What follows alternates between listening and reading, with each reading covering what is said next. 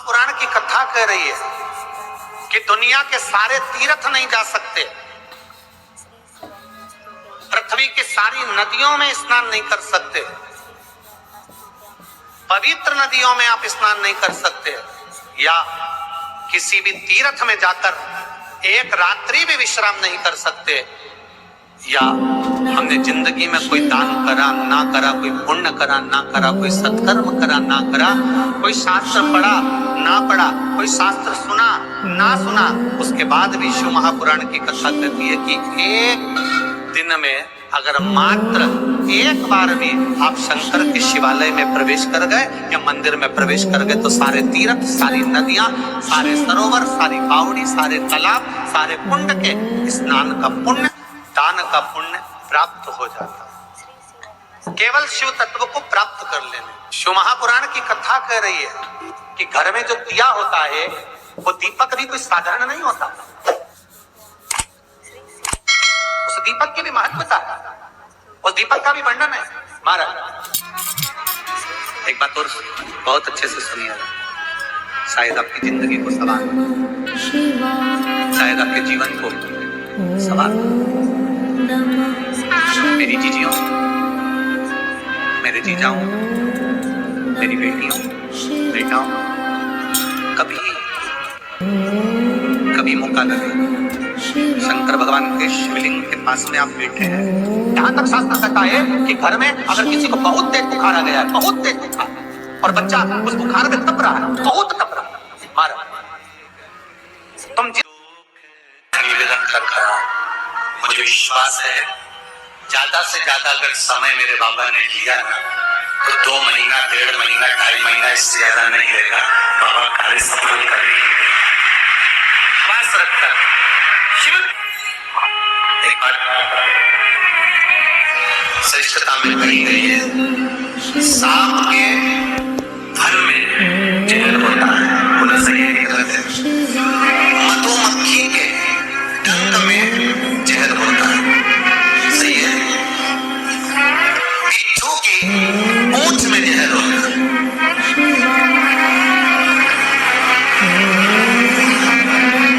और मनुष्य छल करने वाला होता है, कपट करने वाला होता है, एक दूसरे को धोखा देने वाला, झूठ बोलने वाला, छल करने वाला जो होता है, उसके तो रोम रोम में जहर होता है। कब कहां से डसेगा मालूम नहीं पड़ पाएगा। पर सांप को तो पहचान कर दे दोगे कि ये काटने वाला है, बोलो सही है कि गलत है? बिच्छू को देखकर डर जाओगे कि ये काटने वाला है, मधुमक्खी का डंक देखकर डर जाओगे कि मधुमक्खी काटने वाली है। इंसान को कैसे पहचानोगे कि ये काटने वाला है? मनुष्य को कैसे पहचानोगे कि ये काटेगा? मानव को कैसे पहचानोगे कि ये काटेगा? हो सकता है तुम्हारे नजदीक में रहता हो, तुम्हारे साथ में रहता हो और कई वर्षों तक साथ रह रहा, कब काट जाएगा आपको मालूम पड़ेगा? नहीं, सांप को देखकर भय जाएगा कि इस काट सकता है, बिच्छू काट सकता है, सांप, ये मधुमक्खी मुझे डंक मार सकती है, पर मनुष्य को कैसे पहचानोगे? तो शिव महापुराण की कथा एक बात बहुत सुंदर कहती है कि जितने अभिषेली हैं मधुमक्खी शंकर जी के पास,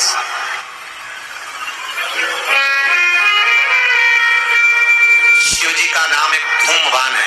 क्या नाम है? धूमवान।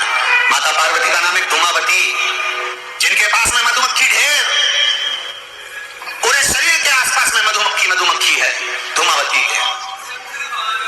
शिव जी के गले में सर्प, वो भी विषैला, कानों में बिच्छू, वो भी विषैला। हम कैसे पहचानेंगे कि ये व्यक्ति विषैला है, ये हमको धोखा देगा, ये कपट करेगा, ये छल करेगा, ये झूठ बोलेगा, ये प्रपंच करेगा? कैसे पहचानेंगे? शिव महापुराण की कथा कहती है हमें पहचानना नहीं है। सांप डसेगा, ये उसका काम है, मधुमक्खी काटेगी, डंक मारेगी, ये उसका काम है, बिच्छू डंक मारेगा, ये उसका काम है, और मनुष्य हमको छलेगा, झूठ बोलेगा, कपट करेगा, हमारे साथ धोखा करेगा, ये उसका काम है। पर एक बात याद रखना, सांप का जहर उतारने वाले का नंबर अपने पास रखना, काटेगा तुरंत उसके पास पहुंच जाना, फोन लगा के मैं आ रहा हूँ, काट खाया, बिच्छू काटे, बिच्छू वाले का नंबर पास करो, जैसे काटे तुरंत उसके पास पहुंच जा, मधुमक्खी काटे तुरंत उसके पास पहुंच जा। उसी तरह मनुष्य जब काटे तो श्री शिवाय नमस्तुभ्यं मंत्र याद रखना, बस जहर उतर जाए। शिव है, अवघड़ी है, दयालु है, दातार है, कृपा का सागर है। महाराज ऐसा कोई कार्य नहीं जो बाबा नहीं करता। एक बात अपने ध्यान में रखिएगा,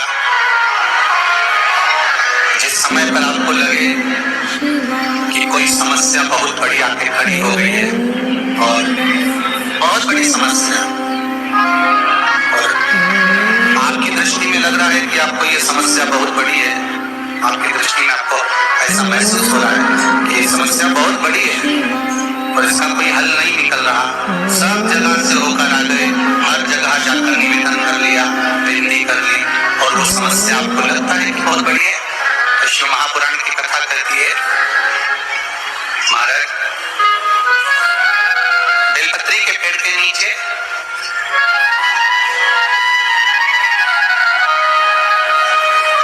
एक छोटा सा शिवलिंग का निर्माण कर, का निर्माण करना है, शिवलिंग।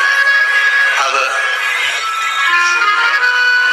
बेलपत्री के पेड़ के नीचे आप अगर सोचो कि भाई मैं ब्राह्मण हूं, सफेद मिट्टी का शिवलिंग बनाना है, क्षत्रिय हूं, लाल मिट्टी का शिवलिंग बनाना है, या वैश्य हूं, पीली मिट्टी का शिवलिंग बनाना है, या शूद्र हूं तो काली मिट्टी का शिवलिंग का निर्माण करना है। शिव महापुराण की कथा कहती है, लिंग पुराण कहती है, नर्मदा पुराण कहती है कि बेलपत्री के पेड़ के नीचे आप जिस शिवलिंग का निर्माण करें उसके लिए आपका वर्ण नहीं देखना, आपको तो बेलपत्री के नीचे की ही मिट्टी ले लेना, फिर वो जिस कलर,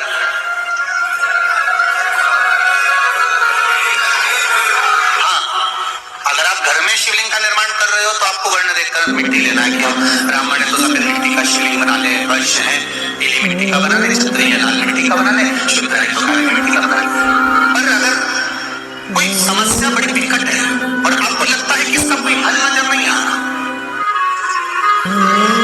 इसका कोई हल ही नहीं दिख रहा, और ऐसा लग रहा है कि ये उलझते जा रही बुद्धि, अब सुलझना नहीं है, अब उलझते और लगे कि अब ये सुलझना नहीं है, और अब ये कोई, हमने जितनों को बोला कोई नहीं सुलझा सका, हमने बहुत जोर सब लगा लिया, तब एक बेलपत्री के पेड़ के नीचे या तो सोमवार को या सोमवार की अष्टमी पड़े उस दिन, या फिर प्रदोष के दिन, प्रदोष काल में,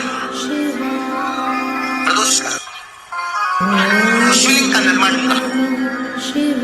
और महाराज 5 सफेद फूल, थोड़ी सी काली मिट्टी, एक यज्ञोपवीत, पंचामृत, स्नान कराने के बाद बाबा को समर्पित कर कर, बाबा से निवेदन कर कर, दिया लगाकर, विनती कर कर, उस शिवलिंग से निवेदन कर कर बाबा को 8 परिक्रमा देना बेलपत्री। कितनी परिक्रमा देना? आदि परिक्रमा बेलपत्री। आदि परिक्रमा कैसे? जैसे शिवलिंग का निर्माण आपने यहाँ करा तो सामने बैठकर अगर आप उठे हो तो आधा बेलपत्र के पीछे जाना और वापस लौट कर, पूर्ण परिक्रमा नहीं, आधा परिक्रमा कर कर शिवलिंग को नमन कर कर, दीप जब ठंडा हो जाए शिवलिंग को उठाकर निवेदन कर कर विश्राम कर दीजिए। उस कार्य को बोलकर शिवलिंग को जल में विसर्जन करना, कौन सा कार्य जो सब दूर से आप हार गए और लगा कि अब इसके सिवाय कोई सार्थक नहीं है, तब करना ही होगा। तब